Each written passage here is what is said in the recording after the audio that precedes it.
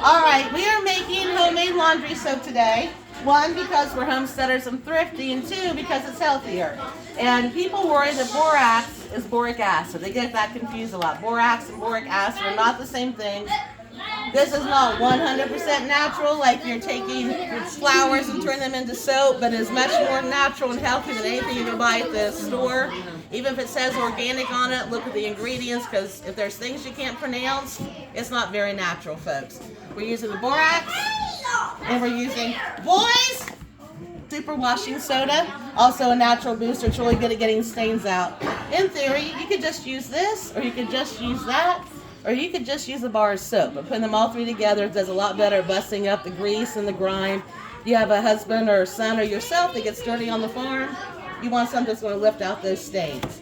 We are using Kirk's Castile soap. That's what I've used for years.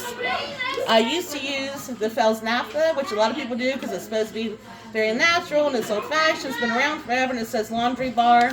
But in the 80s, they took out the main cancer-causing agent of this soap.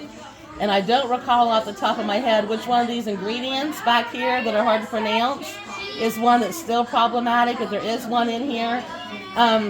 Like lots of things you buy at the store, the EPA might say it's fine, then 3 years from now they might decide it causes cancer and the whole company gets sued. So, and there are fragrances in here, and those are proprietary. It just says fragrance.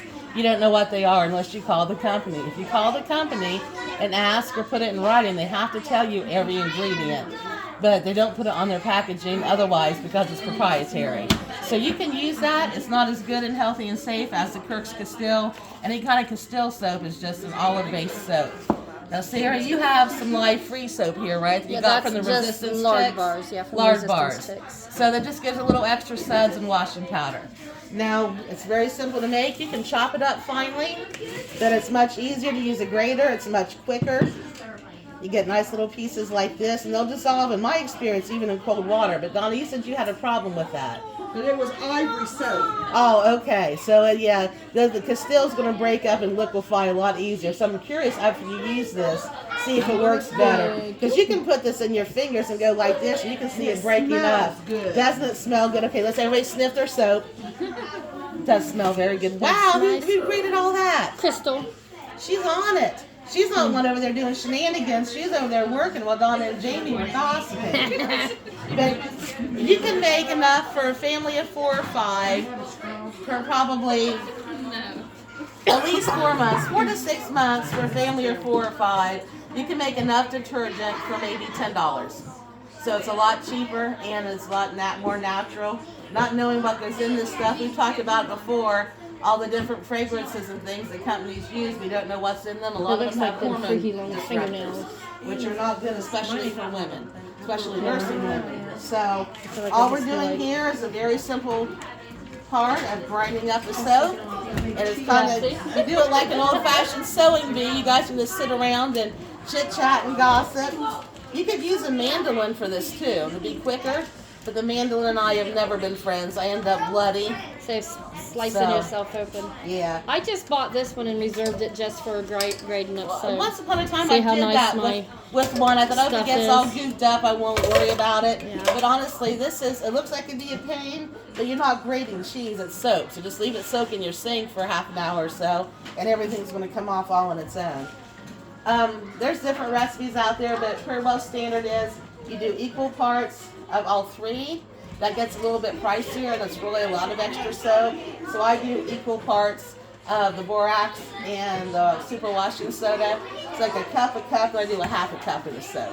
For the powder. Yeah, for the powder kind. Because even with Bobby's Carhartts, and he wears out and gets stuff on him and stuff, it still cleans it. So you can put a cup, but it just gets a little bit pricier then, and sometimes a little sudsy, almost too gummy. If you use that much of it. So how much do you use per load? Per load? I don't know how much this holds. We'll measure it out here in a minute. I don't know where my measuring cup is. We'll measure it out. This is my 1 cupper that I used per load with my liquid. Pretty So close. It's probably 3/4 of a cup. Okay, so because And sometimes liquid, I if use it's a one big cup. heavy load, I'll use this whole thing. But sometimes I'll just use a half. If I'm just doing towels or something like that, I'm not going to worry about grass stains or mud in them. So a half to a full of this, depending on what you have in your load. So it's really that easy. We're just going to sit here and grate this, and we're going to mix it up and pour it in your container and kind of mix it through and layer it, and it'll keep forever. But you can make it for a lot. So you lot don't cheaper shake than it when you store-bought. put it in there and make it all mixy that way? Yeah, I just stir it. When I pour it in, I put a cup of one, cup of the other, and my half a cup of the third. Then I just kind of stir it around with my finger or something. Yeah, you want to mix it. So there's the bar soap. Actually, you can use a measuring cup. You can use whatever you're going to use. You just want So- equal parts of these two, no matter what you're using. Okay, so So pour it in here.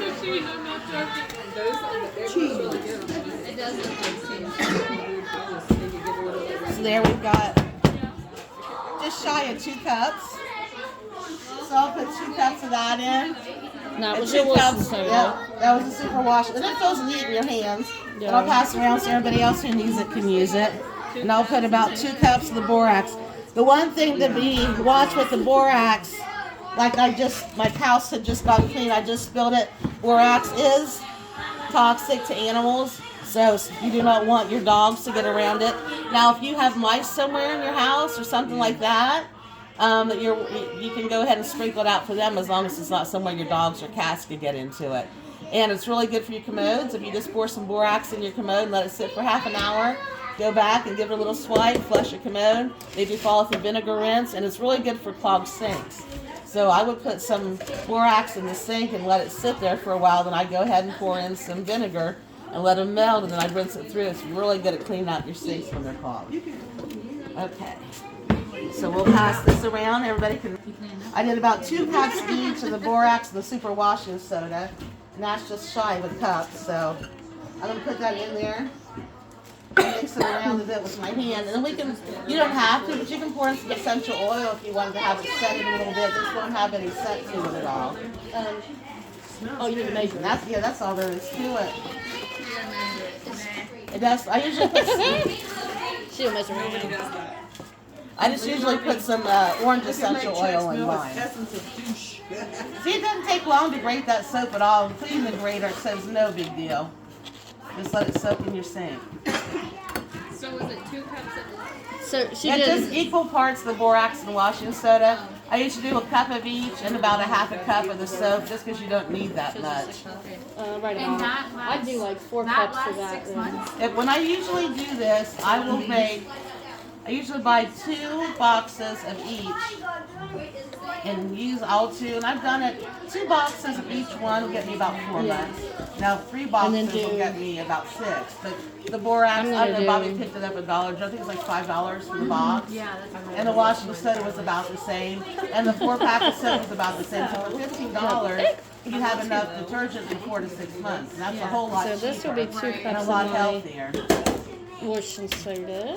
Yeah, I think I paid $40 a month for bad. Really?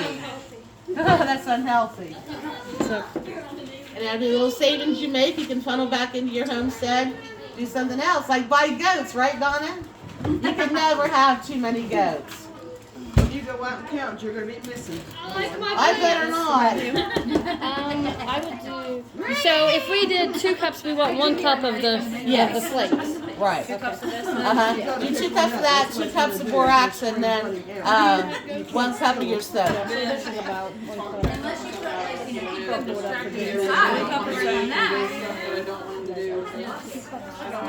But there's no real exact recipe to it.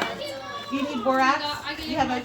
Okay. Yep. Start measuring it. Okay, so this is 2 cups of each and about a cup of syrup. I'm gonna get more turkey. I don't know where my measuring cup is. It's over here. We stole it. Okay, Donna, here, just use this one. Josie stole it. I'm just using equal amount, so. But you can use borax. I'll put it in group. I've got a list of like There we go. 100 survival homestead uses So- borax.